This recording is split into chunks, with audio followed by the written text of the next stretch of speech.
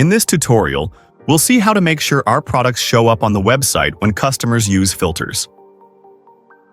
Let's take the example of a television, which we'll search for in our Vendor Center account.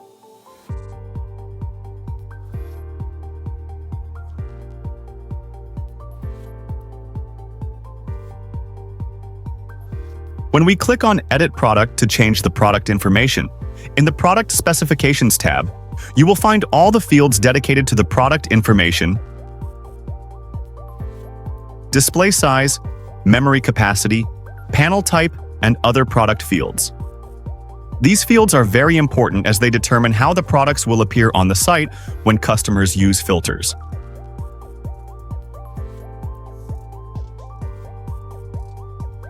Let's do a trial. I'm on the Jumia site in the television section.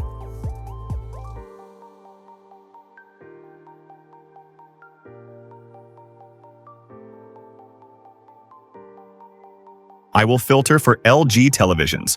Then, I'll add another filter, display size. I've selected 55 inches. When I save, I see the product appear and find the TV I was looking for.